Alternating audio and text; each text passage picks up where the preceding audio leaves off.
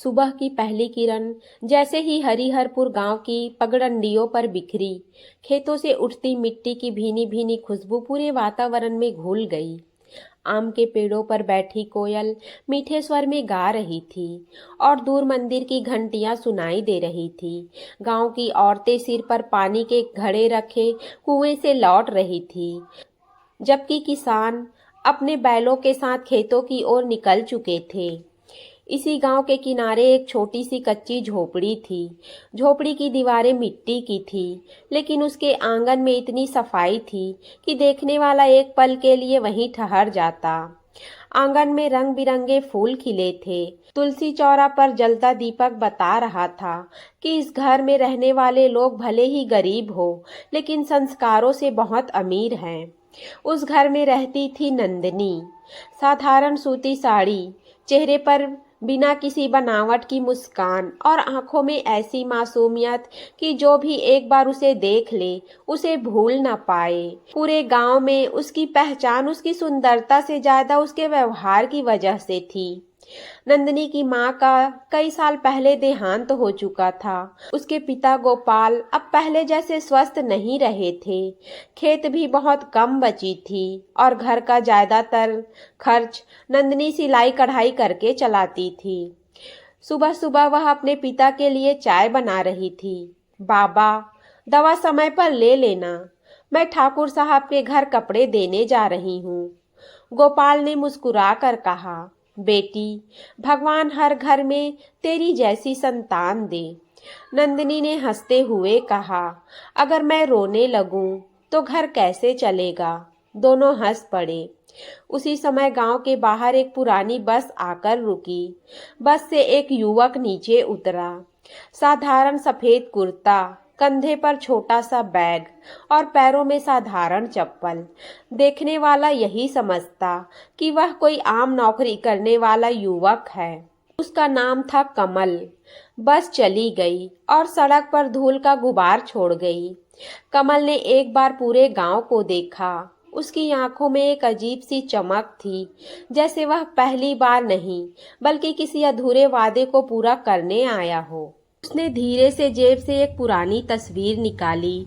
तस्वीर में एक छोटा बच्चा और एक बुजुर्ग किसान साथ खड़े मुस्कुरा रहे थे। कमल ने तस्वीर को देखकर मन ही मन कहा, काका, आपका वादा निभाने मैं लौट आया हूँ। उसने तस्वीर फिर से जेब में रख ली। गांव का एक लड़का पास आया। भैया, किसके घर जाना है? कमल मुस्कुराया, पहले रहने की कोई जगह बता दो, फिर बाकी पूछ लूंगा। लड़के ने कहा, गांव में धर्मशाला है, लेकिन वहां जगह कम मिलती है। कमल ने धन्यवाद कहा और पैदल ही आगे बढ़ गया। रास्ते में उसकी नजर एक खेत पर पड़ी। एक बूढ़ा किसान हल चलाते चलाते अचानक लड़खड़ा गया। पास खड़े लोग बस देखते रहे। कमल दौड़ पड़ा। उसने किसान को संभाला, पानी पिलाया और उसे पेड़ की छांव तक पहुंचाया। किसान की सांसें धीरे धीरे सामान्य होने लगी। उन्होंने कांपते हाथों से कमल का हाथ पकड़ा। बेटा, आज तू ना होता तो शायद मैं घर वापस नहीं पहुंचता। कमल ने विनम्रता से कहा, बाबा, इंसान ही इंसान के काम आता है। दूर खड़ी नंदिनी यह सब देख रही थी। उसने पहली बार उस अनजान युवक को देखा। उसके मन में कोई आकर्षण नहीं बल्कि सम्मान जागा। आज के समय में बिना किसी स्वार्थ के किसी की मदद करने वाले लोग भी होते हैं। कमल ने नंदिनी की तरफ देखा। दोनों की नजरें पहली बार मिली, बस 2 पल। फिर दोनों ने झिझक कर अपनी अपनी नजरें झुका ली। नंदिनी आगे बढ़ गई, लेकिन ना जाने क्यों उसके कदम पहले जैसे हल्के नहीं थे। उधर कमल भी कुछ पल तक उसी दिशा में देखता रह गया। शाम तक पूरे गांव में चर्चा फैल चुकी थी। कोई नया लड़का आया है, बहुत सीधा लगता है, कहता है मेहनत करके ही खाएगा। नंदिनी उस दिन घर तो लौट आई थी, लेकिन बार बार उसकी आंखों के सामने उसी अनजान युवक का चेहरा घूम रहा था, जिसने बिना किसी स्वार्थ के एक बूढ़े किसान की जान बचा ली थी। वह खुद से ही पूछ रही थी, क्या आज भी दुनिया में ऐसे लोग होते हैं जो किसी की मदद सिर्फ इंसानियत के लिए करते हैं। उधर कमल भी पूरे गांव में काम की तलाश करता रहा। उसने कई खेतों में मजदूरी मांगी, लेकिन किसी ने कहा कि काम पूरा है, किसी ने उसे बाहरी कहकर लौटा दिया। शाम होने लगी, जेब में बस कुछ ही रुपये बचे थे। उसने सोचा, अगर आज भी काम नहीं मिला तो रात कहाँ कटेगी। तभी अचानक तेज बारिश शुरू हो गई। देखते ही देखते पूरा गांव भीग गया। कमल एक पुराने बरगद के नीचे खड़ा हो गया, लेकिन हवा इतनी तेज थी कि वहां भी टिकना मुश्किल हो गया। उसी समय नंदिनी वहां से गुजरी। उसने कमल को भीगते देखा तो उसके कदम अपने आप रुक गए। उसने धीरे से पूछा, आपके पास रहने की कोई जगह नहीं है क्या? कमल मुस्कुराया, लेकिन उसकी मुस्कान में छिपी बेबसी साफ दिखाई दे रही थी। उसने कहा, नहीं, मैं किसी पर बोझ नहीं बनना चाहता। कहीं ना कहीं रात कट जाएगी। नंदिनी का दिल भर आया। उसने कहा, चलिए, हमारे घर में जगह बड़ी नहीं है, लेकिन भगवान का दिया हुआ दिल छोटा नहीं है। कमल एक पल के लिए चुप रह गया। उसे लगा जैसे वर्षों बाद किसी ने उसे अपना कहा हो। दोनों धीरे धीरे बारिश में भीगते हुए नंदिनी के घर पहुंचे। गोपाल ने दरवाजा खोला। पहले तो वह चौंके, फिर नंदिनी ने सारी बात बता दी। गोपाल ने बिना एक पल सोचे कहा, बेटा, गरीब का घर है, लेकिन भूखा कोई नहीं सोता। जब तक चाहो यहीं रहो। यह सुनकर कमल की आंखें भर आई। उसने झुककर गोपाल के पैर छू लिए। गोपाल ने उसे उठाते हुए कहा, बेटा, पैर नहीं, दिल जीतना सीखो। उसी रात तीनों ने एक साथ बैठकर सूखी रोटियां और दाल खाई। कमल को वर्षों बाद ऐसा भोजन मिला जिसमें स्वाद से ज्यादा अपनापन था। रात को सब सो गए, लेकिन कमल की आंखों में नींद नहीं थी। उसने आसमान की ओर देखा और मन ही मन बोला, माँ, आपने कहा था कि सच्चे लोग अभी भी इस दुनिया में हैं। आज आपकी बात सच साबित हो गई। अगली सुबह कमल सबसे पहले उठ गया। उसने बिना बताए आंगन साफ किया, गाय को चारा डाला, कुएं से पानी भरकर रख दिया और टूटी हुई बाड़ भी ठीक कर दी। जब नंदिनी बाहर आई तो यह सब देखकर हैरान रह गई। उसने कहा, आप मेहमान हैं, ये सब क्यों किया? कमल मुस्कुराया, जिस घर की रोटी खाता हूँ उस घर का काम करना मेरा फर्ज है। नंदिनी कुछ नहीं बोली, लेकिन उसके चेहरे पर सम्मान और भी बढ़ गया। धीरे धीरे गांव वालों की नजर भी कमल पर पड़ने लगी। चौपाल में बैठे कुछ लोग हंसते हुए बोले, लगता है नया लड़का तो यहीं टिकने वाला है। दूसरा बोला, देख लेना, 2 दिन में घर जमाई बन जाएगा। तीसरा ठहाका लगाकर बोला, जिस मर्द का अपना घर ना हो वो ससुराल में ही अच्छा लगता है। यह बातें कमल ने साफ साफ सुन ली। उसके कदम एक पल के लिए रुक गए। दिल को चोट लगी, लेकिन चेहरे पर मुस्कान बनी रही। उसने मन ही मन कहा, जिस रास्ते पर मैं चला हूँ वहां ताने तो मिलेंगे ही। शाम को नंदिनी ने देखा कि कमल पहले जैसा खुश नहीं है। उसने पूछा, क्या बात है? किसी ने कुछ कहा क्या? कमल ने हल्की मुस्कान के साथ जवाब दिया, कुछ लोग शब्दों से चोट देते हैं, लेकिन मैं चाहता हूँ कि मेरे कर्म ही उनका जवाब बने। नंदिनी की आंखें भर आई। उसने पहली बार महसूस किया कि इस इंसान के दिल में बहुत बड़ा दर्द छिपा है। उसी रात गोपाल की तबीयत अचानक बिगड़ गई। उनकी सांसें तेज चलने लगी। घर में दवा के लिए पैसे भी नहीं थे। नंदिनी घबरा कर रोने लगी। बिना एक पल गंवाए कमल ने गोपाल को अपनी पीठ पर उठाया और अंधेरी रात में कई किलोमीटर दूर कस्बे के अस्पताल की ओर दौड़ पड़ा। रास्ता कीचड़ से भरा था। बारिश फिर शुरू हो चुकी थी, लेकिन कमल एक बार भी नहीं रुका। उसके पैर से खून निकलने लगा, फिर भी उसने गोपाल को नीचे नहीं उतारा। अस्पताल पहुंचते ही डॉक्टर ने कहा, अगर 10 मिनट और देर हो जाती तो मरीज को बचाना मुश्किल था। यह सुनकर नंदनी वहीं बैठकर फूट फूट कर रोने लगी। उसने पहली बार भगवान का धन्यवाद किया कि उसकी मुलाकात कमल से हुई। लेकिन उसी समय अस्पताल के बाहर खड़े गांव के कुछ लोग फिर ताना मारने लगे। अब तो पक्का है, लड़का यहीं का होकर रहेगा। देखना, कुछ दिनों में यही घर जमाई बन जाएगा। कमल ने उसकी बात सुनकर सिर झुका लिया। अस्पताल से लौटने के बाद गोपाल की तबीयत तो धीरे धीरे संभलने लगी, लेकिन घर की हालत पहले से भी ज्यादा खराब हो गई। इलाज में जो थोड़े बहुत पैसे थे वे भी खत्म हो चुके थे। नंदनी दिन रात सिलाई करती, फिर भी 2 वक्त की रोटी जुटाना मुश्किल हो रहा था। यह सब देखकर कमल का दिल बेचैन रहने लगा। अगले ही दिन वह सुबह सुबह गांव के सबसे बड़े जमींदार रघुवीर सिंह के खेत पर काम मांगने पहुंचा। रघुवीर सिंह ने उसे ऊपर से नीचे तक देखा और हंसते हुए कहा, सुना है तू गोपाल के घर रह रहा है। अच्छा है, मुफ्त की रोटी मिल रही होगी। वहां खड़े मजदूर भी हंसने लगे।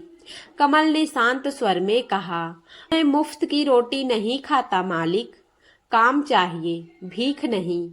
रघुवीर सिंह ने ताना मारते हुए कहा, काम मिलेगा, लेकिन पहले यह साबित कर कि तू भागने वालों में से नहीं है। कमल ने बिना कुछ कहे पूरा दिन धूप में मेहनत की। शाम तक उसने अकेले इतना काम कर दिया जितना 4 मजदूर मिलकर करते थे। सब लोग हैरान रह गए, लेकिन मजदूरी देते समय रघुवीर सिंह ने आधे पैसे उसके हाथ में रख दिए। कमल ने पूछा, मालिक, तय तो पूरी मजदूरी हुई थी। रघुवीर सिंह मुस्कुराया और बोला, बाकी पैसे उस घर का किराया समझ ले जहां तू रह रहा है। वहां खड़े लोग फिर हंस पड़े। कमल ने कुछ नहीं कहा। उसने आधे पैसे उठाए और चुपचाप वापस लौट आया। जब वह घर पहुंचा तो नंदनी ने उसके हाथों की छिली हुई हथेलियां देख ली। उसने घबरा कर पूछा, ये क्या हुआ?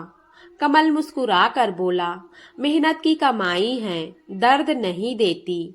लेकिन नंदनी समझ गई कि बात कुछ और है। रात को जब कमल सो गया तो उसने उसके हाथों पर हल्दी और तेल लगाया। नींद में भी कमल के चेहरे पर हल्की सी मुस्कान आ गई। सुबह जब उसकी आंख खुली तो उसे समझते देर नहीं लगी कि यह मरहम किसने लगाया होगा। उसने पहली बार महसूस किया कि कोई उसकी तकलीफ बिना कहे भी समझने लगा है। उधर गोपाल यह सब चुपचाप देख रहे थे। उनके मन में एक ही बात घूम रही थी, काश ऐसा लड़का हर बेटी की किस्मत में हो। कुछ दिन बीते। एक शाम गोपाल ने कमल को अपने पास बुलाया और कांपती आवाज में बोले, बेटा, एक बात कहूं, अगर बुरा ना मानो तो। कमल ने तुरंत कहा, आप आदेश दीजिए बाबा। गोपाल की आंखों में आंसू आ गए। उन्होंने कहा, अब इस घर को अपना ही घर समझ लो, जब तक चाहो यहीं रहो।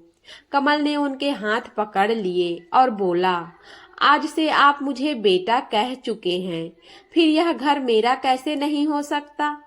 तभी बाहर से कुछ लोगों की आवाज सुनाई दी, अरे देखो, गोपाल ने तो घर जमाई रख लिया, अब बेटी कमाएगी और दामाद खाएगा।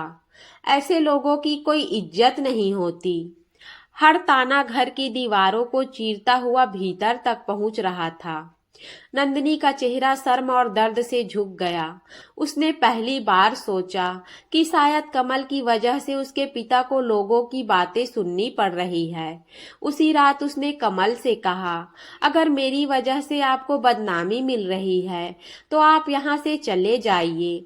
मैं नहीं चाहती कि लोग आपको अपमानित करें। कमल कुछ पल तक उसे देखता रहा, फिर बहुत शांत आवाज में बोला, अगर मुसीबत में किसी का साथ छोड़ दूं, तो फिर मेरे होने का क्या मतलब? लोग क्या कहते हैं? इससे ज्यादा जरूरी यह है कि तुम्हारे बाबा मुझे अपना बेटा मानते हैं। मैं कहीं नहीं जाऊंगा।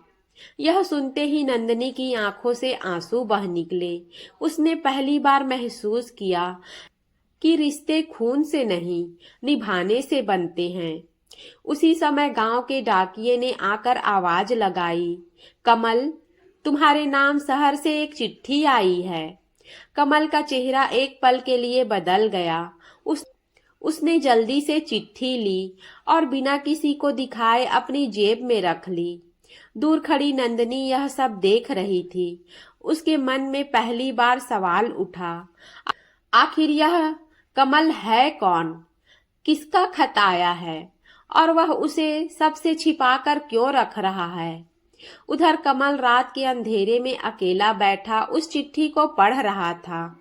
चिट्ठी पढ़ते ही उसकी आंखें नम हो गई। उसने उसे तुरंत पढ़कर मिट्टी में दबा दिया और आसमान की ओर देखते हुए धीरे से कहा, अभी नहीं, अभी किसी को सच नहीं पता चलना चाहिए। रात भर नंदिनी की आंखों में नींद नहीं आई। बार बार उसके मन में वही सवाल उठ रहा था कि आखिर उस चिट्ठी में ऐसा क्या लिखा था जिसे पढ़ने के बाद कमल की आंखें भर आई थी। लेकिन उसने तय कर लिया कि जब तक कमल खुद कुछ नहीं बताएगा, वह उससे कोई सवाल नहीं करेगी। दूसरी ओर कमल भी सारी रात जागता रहा। उसके मन में भी अतीत की यादें किसी तूफान की तरह उठ रही थी। लेकिन उसने खुद से एक ही वादा किया था कि जब तक उसका मकसद पूरा नहीं होगा, वह अपनी असली पहचान किसी को नहीं बताएगा। अगली सुबह कमल हमेशा की तरह सबसे पहले उठ गया। उसने गोपाल के लिए दवा तैयार की, गाय को चारा खिलाया और फिर खेतों की ओर निकल गया। गांव के लोग आज भी उसे देखकर मुस्कुरा रहे थे, लेकिन उनकी मुस्कान में सम्मान नहीं, ताने छिपे थे। कोई कहता, देखो, घर जमाई जा रहा है मजदूरी करने। कोई कहता, इतना भी क्या स्वाभिमान कि अपना घर छोड़कर ससुराल में रह रहा है। कमल हर ताना सुनकर भी चुप रहता। उसे मालूम था कि समय सबसे बड़ा जवाब देता है। उधर नंदिनी का दिल हर दिन इस बातों से टूट रहा था। उसे सबसे ज्यादा दुख इस बात का था कि जो इंसान उसके पिता के लिए बेटे से बढ़कर बन गया, उसी इंसान की लोग हर दिन बेइज्जती कर रहे थे। उसी दोपहर गांव के मुखिया का बेटा विक्रम अपने कुछ साथियों के साथ गोपाल के घर पहुंचा। वह बचपन से ही नंदिनी से शादी करना चाहता था, लेकिन नंदिनी ने कभी उसे महत्व नहीं दिया। विक्रम ने घर के बाहर खड़े होकर ऊंची आवाज में कहा, काका, अब तो पूरे गांव में आपकी हंसी उड़ रही है। अभी भी समय है। इस पराये आदमी को घर से निकाल दीजिए। गोपाल ने गुस्से में कहा, जिसने मुश्किल समय में हमारा साथ दिया, उसे मैं कभी नहीं निकालूंगा। विक्रम हंस पड़ा और बोला, ठीक है, फिर याद रखिए, इस गांव में कोई आपकी बेटी से रिश्ता नहीं करेगा। यह सुनकर नंदिनी का चेहरा पीला पड़ गया। तभी कमल खेत से वापस लौटा। उसने विक्रम की बातें सुन ली थी। वह शांत स्वर में बोला, किसी की मजबूरी का मजाक उड़ाना बहादुरी नहीं होती। विक्रम ने कमल की कॉलर पकड़ ली और बोला, तू कौन होता है बीच में बोलने वाला? घर जमाई बनकर बड़ा मालिक बन रहा है। कमल ने उसका हाथ धीरे से हटाया और कहा, मैं लड़ाई नहीं करना चाहता। लेकिन विक्रम ने उसे धक्का दे दिया। कमल जमीन पर गिर पड़ा। नंदिनी यह देखकर दौड़ी और कमल के सामने खड़ी हो गई। उसने पहली बार पूरे गांव के सामने ऊंची आवाज में कहा, बस बहुत हो गया। जिसने हमारे लिए अपना सब कुछ छोड़ दिया, उसका अपमान करने का हक किसी को नहीं है। पूरा गांव सन्न रह गया। विक्रम गुस्से से वहां से चला गया, लेकिन जाते जाते धमकी देकर बोला, बदला मैं जरूर लूंगा। उसके जाने के बाद नंदिनी ने कांपते हाथों से कमल को उठाया। कमल के माथे से खून बह रहा था। नंदिनी की आंखों से आंसू लगातार गिर रहे थे। उसने कहा, मेरी वजह से आपको इतना सब सहना पड़ रहा है। काश आप कभी इस गांव में आए ही ना होते। कमल ने हल्की मुस्कान के साथ जवाब दिया, अगर इस गांव में ना आता तो शायद कभी यह भी नहीं जान पाता कि सच्चे रिश्ते दुनिया की सबसे बड़ी दौलत होती है। यह सुनकर नंदिनी कुछ बोल न सकी। उसके दिल में कमल के लिए जो सम्मान था, वह अब धीरे धीरे प्रेम में बदलने लगा था। उसी रात जब सब सो गए, कमल चुपचाप घर के बाहर आंगन में बैठा आसमान की ओर देख रहा था। तभी उसके मोबाइल पर एक कॉल आई। उसने तुरंत इधर उधर देखा और घर से थोड़ा दूर चला गया। दूसरी तरफ से किसी बुजुर्ग की आवाज आई, बेटा कब तक अपनी पहचान छिपा कर रखोगे? कंपनी के सारे फैसले तुम्हारे इंतजार में रुके हुए हैं। कमल ने धीमी आवाज में कहा, चाचा जी अभी नहीं, अभी मेरा काम अधूरा है। जिस दिन मुझे यकीन हो जाएगा कि कोई मुझे मेरे नाम या दौलत के लिए नहीं बल्कि मेरे दिल के लिए अपनाता है, उसी दिन मैं लौटूंगा। इतना कहकर उसने फोन काट दिया। उसे यह नहीं पता था कि थोड़ी दूर खड़ी नंदिनी ने पूरी बात तो नहीं सुनी, लेकिन इतना जरूर सुन लिया था कि कमल किसी बहुत बड़े रहस्य को अपने दिल में छिपाए हुए है। वह देर तक उसे देखती रही और उसके मन में एक ही सवाल गूंजता रहा, आखिर कमल सच में है कौन? विक्रम की धमकी के बाद पूरे गांव का माहौल बदल गया। अब लोग खुलेआम गोपाल के घर के सामने खड़े होकर बातें बनाने लगे। कोई कहता, जिस घर में पराया आदमी रहने लगे उस घर की इज्जत ज्यादा दिन नहीं टिकती। कोई कहता, गोपाल ने अपनी बेटी का भविष्य बर्बाद कर दिया। यह सब सुनकर गोपाल अंदर ही अंदर टूटते जा रहे थे। एक रात उन्होंने चुपचाप अपनी पुरानी संदूक खोली। उसमें उनकी पत्नी की तस्वीर रखी थी। तस्वीर को सीने से लगाकर उनकी आंखों से आंसू बह निकले। उन्होंने धीमी आवाज में कहा, देख रही हो ना, मैं अपनी बेटी की खुशियां भी नहीं बचा पा रहा। यह सब दरवाजे के बाहर खड़ी नंदिनी सुन रही थी। वह दौड़कर अपने पिता के गले लग गई और दोनों देर तक रोते रहे। उस रात कमल ने पहली बार महसूस किया कि गरीबी से बड़ा दुख समाज की बेरहम बातें होती हैं। अगले दिन कमल ने फैसला किया कि अब वह गांव छोड़ देगा। उसने सोचा कि अगर उसके जाने से नंदिनी और गोपाल की बदनामी रुक सकती है तो यही सही होगा। सुबह होने से पहले उसने अपना छोटा सा बैग उठाया और बिना किसी को जगाए घर से निकल पड़ा। लेकिन जैसे ही वह गांव की सीमा तक पहुंचा, पीछे से किसी ने उसका नाम पुकारा। वह मुड़ा तो सामने नंदिनी खड़ी थी। उसकी आंखें पूरी रात रोने की वजह से लाल हो चुकी थी। वह दौड़ती हुई कमल के पास आई और कांपती आवाज में बोली, अगर आज आप चले गए तो लोग यही कहेंगे कि मुश्किल समय में एक और अपना साथ छोड़ गया। कमल ने नजरें झुका ली और बोला, मैं तुम्हारी बदनामी की वजह नहीं बनना चाहता। नंदिनी की आंखों से आंसू बह निकले। उसने कहा, बदनाम तो हम पहले ही हो चुके हैं, लेकिन अगर आप चले गए तो बाबा जीते जी मर जाएंगे।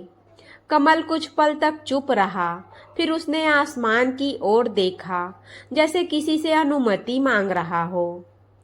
आखिर उसने धीरे से कहा, ठीक है, अगर मेरी मौजूदगी से तुम्हारे बाबा को सहारा मिलता है तो मैं कहीं नहीं जाऊंगा। दोनों वापस घर लौट आए।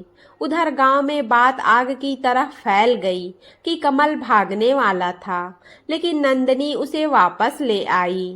अब लोगों ने नए नए किस्से बनाना शुरू कर दिए। उसी शाम विक्रम अपने पिता और कुछ पंचायत वालों को लेकर गोपाल के घर पहुंचा। पंचायत के सामने विक्रम ने कहा, अगर यह लड़का इस घर में रहेगा तो इसे रिश्ता भी देना पड़ेगा। बिना रिश्ते के किसी जवान लड़की के घर रहना गांव की मर्यादा के खिलाफ है। पूरा आंगन खामोश हो गया। गोपाल के चेहरे का रंग उड़ गया। पंचायत के बुजुर्ग भी असमंजस में थे।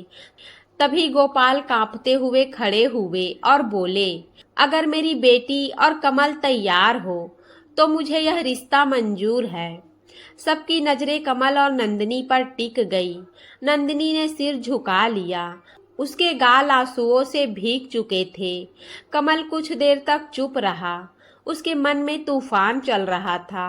वह जानता था कि उसकी असली जिंदगी कुछ और है, लेकिन वह यह भी जानता था कि इस परिवार की इज्जत अब उसी के फैसले पर टिकी है। उसने धीरे से कहा, अगर इस रिश्ते से बाबा का सम्मान बच सकता है तो मुझे यह रिश्ता मंजूर है। यह सुनते ही गोपाल रो पड़े। नंदिनी की आंखों से भी आंसू बह निकले। पंचायत ने उसी दिन साधारण तरीके से दोनों की शादी करने का फैसला कर दिया। अगले ही दिन गांव के छोटे से मंदिर में बिना किसी शोर शराबे के दोनों ने 7 फेरे लिए। न बैंड बाजा था, न बड़ी बारात, न महंगे कपड़े, लेकिन उन 7 फेरों में एक दूसरे का साथ निभाने का सच्चा वचन था। शादी के बाद जब नंदिनी ने पहली बार कमल के चरण छूने चाहे तो कमल तुरंत पीछे हट गया। उसने उसका हाथ पकड़कर कहा, पति पत्नी का रिश्ता बराबरी का होता है, किसी को किसी के सामने झुकना नहीं चाहिए। यह सुनकर नंदिनी की आंखें फिर भर आई। उसे यकीन हो गया कि उसने सिर्फ एक पति नहीं बल्कि एक सच्चा इंसान पाया है। लेकिन उनकी इस छोटी सी खुशी पर किसी की बुरी नजर लग चुकी थी। मंदिर से लौटते समय दूर खड़ा विक्रम दांत पीसते हुए बोला, आज तुम दोनों मुस्कुरा रहे हो, लेकिन मैं तुम्हारी यह मुस्कान ज्यादा दिन नहीं रहने दूंगा। मैं ऐसा खेल खेलूंगा कि कमल खुद इस गांव से भाग जाएगा। उधर कमल और नंदिनी को जरा भी अंदाजा नहीं था कि उनकी शादी के बाद असली परीक्षा अब शुरू होने वाली है। शादी को अभी कुछ ही दिन हुए थे, लेकिन कमल और नंदिनी की छोटी सी दुनिया में सुकून से ज्यादा संघर्ष था। सुबह दोनों साथ मिलकर खेतों में काम करते, दोपहर में गोपाल की सेवा करते और रात को भविष्य के छोटे छोटे सपने देखते। कमल ने कभी नंदिनी को यह एहसास नहीं होने दिया कि वह गरीबी में जी रही है। वह हमेशा मुस्कुरा कर कहता, जिस घर में प्यार हो वहां कमी भी एक दिन हार जाती है। नंदिनी उसके शब्द सुनकर मुस्कुरा देती, लेकिन मन ही मन भगवान से बस एक ही प्रार्थना करती कि उनकी खुशी को किसी की नजर न लगे। उधर विक्रम हर दिन उन्हें खुश देखकर जलता जा रहा था। उसने ठान लिया कि अब वह ऐसा वार करेगा जिससे पूरा गांव कमल से नफरत करने लगे। एक रात उसने अपने 2 साथियों के साथ पंचायत की तिजोरी से कुछ पैसे और पुराने जमीन के कागज चुरा लिए। सुबह होते ही पूरे गांव में हड़कंप मच गया। पंचायत के लोग इकट्ठा हुए और चोरी की खबर आग की तरह फैल गई। विक्रम ने बिना देर किए ऊंची आवाज में कहा, कल रात मैंने कमल को पंचायत भवन के आसपास घूमते देखा था। मुझे उसी पर शक है। कुछ लोगों ने तुरंत उसकी बात मान ली। थोड़ी ही देर में भीड़ गोपाल के घर पहुंच गई। बिना कुछ पूछे लोगों ने कमल को बाहर खींच लिया। किसी ने उसकी कॉलर पकड़ी, किसी ने धक्का दिया और कोई उसे चोर कहकर अपमानित करने लगा। नंदिनी रोती हुई सबके सामने हाथ जोड़कर कहती रही, मेरे पति ऐसा कभी नहीं कर सकते। लेकिन उस दिन किसी ने उसकी एक न सुनी। पंचायत के सामने कमल को खड़ा कर दिया गया।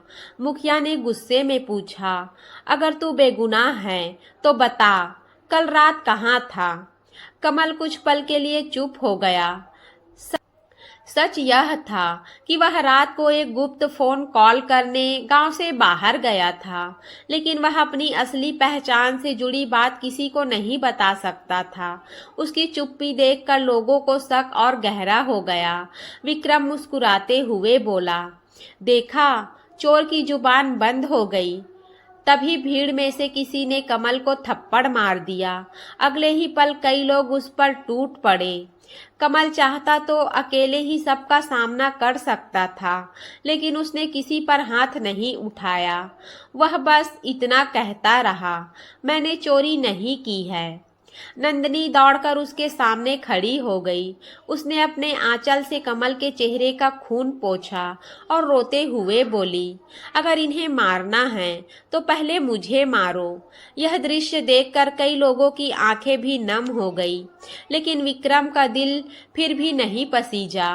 तभी पंचायत ने फैसला सुनाया, जब तक असली चोर नहीं मिलता, कमल गांव छोड़कर चला जाए। यह सुनते ही गोपाल जैसे पत्थर बन गए। उनकी कांपती आवाज निकली, जिस लड़के ने मेरी जान बचाई, आज उसी को बिना सबूत के सजा दी जा रही है। लेकिन किसी ने उनकी बात नहीं सुनी। कमल ने गोपाल के चरण छुए और शांत स्वर में बोला, बाबा, अगर मेरे जाने से आपकी इज्जत बचती है तो मैं अभी चला जाता हूँ। फिर उसने नंदिनी की ओर देखा। उसकी आंखों में आंसू थे, लेकिन होठों पर वही पुरानी मुस्कान थी। उसने कहा, मुझ पर विश्वास मत खोना। एक दिन सच खुद चलकर तुम्हारे दरवाजे तक आएगा। यह कहकर कमल अपना छोटा सा बैग उठाकर गांव की सीमा की ओर चल पड़ा। नंदिनी उसके पीछे दौड़ी, लेकिन कमल ने मुड़कर बस इतना कहा, अगर तुम्हारा प्यार सच्चा है तो हमारा मिलना कोई नहीं रोक सकता। नंदिनी वहीं सड़क पर बैठकर फूट फूट कर रोने लगी। उधर दूर खड़ा विक्रम पहली बार खुलकर हंस रहा था। उसे लग रहा था कि उसने कमल को हमेशा के लिए हरा दिया है, लेकिन उसे नहीं पता था कि उसी शाम गांव के बाहर एक काली चमचमाती लग्जरी कार आकर रुकी। कार से उतरे एक अधेड़ उम्र के व्यक्ति ने दूर जाते हुए कमल को देखा और आदर से सिर झुकाकर कहा, सर, अब बहुत हो गया, कृपया हमारे साथ चलिए। कंपनी और हजारों कर्मचारी आपका इंतजार कर रहे हैं। कमल ने तुरंत इशारे से उन्हें चुप रहने को कहा। उसने धीरे से कहा, अभी नहीं, अभी मेरी सबसे बड़ी लड़ाई बाकी है। यह पूरी बातचीत पेड़ों के पीछे छिपा एक छोटा चरवाह देख रहा था, जिसे अभी तक यही लगता था कि कमल एक गरीब मजदूर है। उसे समझ नहीं आ रहा था कि आखिर इतने बड़े लोग इस साधारण इंसान को सर कहकर क्यों बुला रहे हैं। कमल के गांव छोड़ने के बाद जैसे पूरे घर की रौनक ही चली गई। गोपाल दिन रात चारपाई पर पड़े रहते, न दवा समय पर खाते, न किसी से बात करते। नंदिनी हर सुबह दरवाजे की ओर उम्मीद भरी नजरों से देखती, लेकिन हर शाम उसकी आंखें फिर आंसुओं से भर जाती। उसे यकीन था कि कमल कभी गलत नहीं हो सकता, लेकिन पूरे गांव के सामने वह अकेली पड़ चुकी थी। उधर विक्रम अब खुद को विजेता समझने लगा था। वह चौपाल में बैठकर लोगों से कहता, मैंने पहले ही कहा था, वह लड़का ठीक नहीं है, चोर आखिर चोर ही निकला। कुछ लोग उसकी बात मान लेते, लेकिन गांव के कुछ बुजुर्ग अब भी कहते, जिस लड़के ने बिना स्वार्थ के गोपाल की सेवा की, वह चोरी नहीं कर सकता। इस मामले में कहीं न कहीं कोई राज जरूर है। उसी रात पंचायत के चौकीदार ने विक्रम और उसके दो साथियों की बातचीत सुन ली।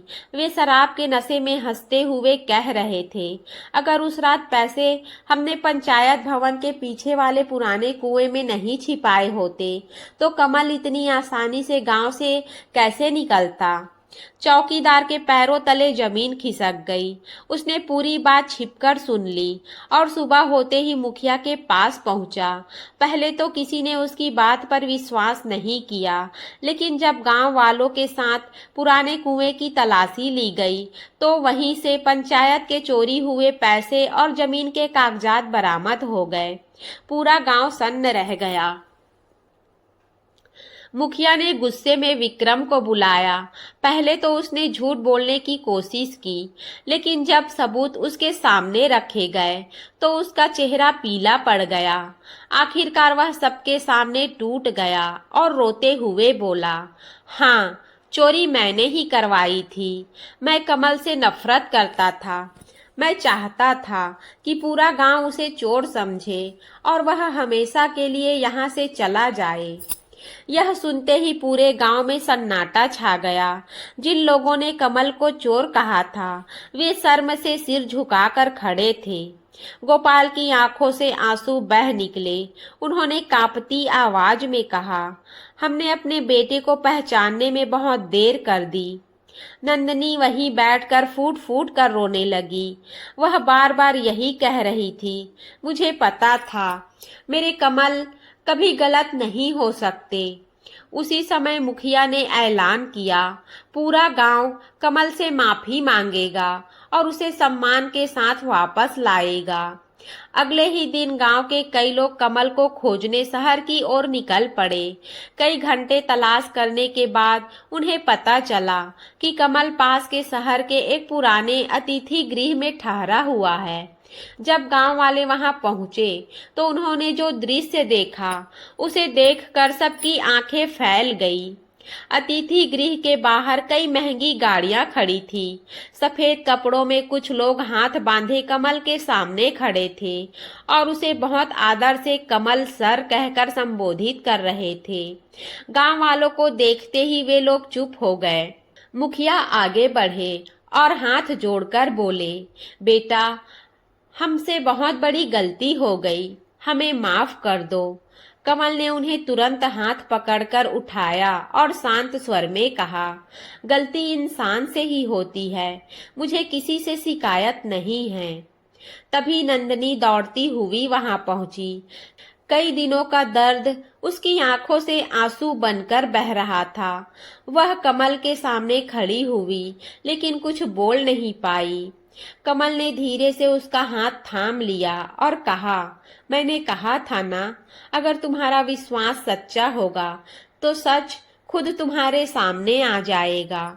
नंदनी रोते हुए उसके सीने से लग गई। वहां मौजूद हर व्यक्ति की आंखें नम थी, लेकिन उसी क्षण एक काली चमचमाती कार वहां आकर रुकी। उसमें से एक बुजुर्ग व्यक्ति उतरे। उन्होंने आते ही कमल के सामने सम्मान से सिर झुका दिया और बोले, बेटा, अब और कितनी देर? बोर्ड ऑफ डायरेक्टर्स, कर्मचारी और पूरा परिवार तुम्हारा इंतजार कर रहा है। तुम्हारे बिना सब अधूरा है। गांव वाले एक दूसरे का चेहरा देखने लगे। किसी को समझ नहीं आ रहा था कि आखिर यह लोग कमल को इतना सम्मान क्यों दे रहे हैं। कमल ने गहरी सांस ली। उसने नंदनी का हाथ और मजबूती से पकड़ लिया। उसकी आंखों में अब वह फैसला साफ दिखाई दे रहा था जिसे वह इतने दिनों से टालता आ रहा था। उसने धीरे से कहा, अब समय आ गया है सच सबके सामने आने का। कमल की बात सुनते ही वहां खड़े हर व्यक्ति की सांसें जैसे थम गई।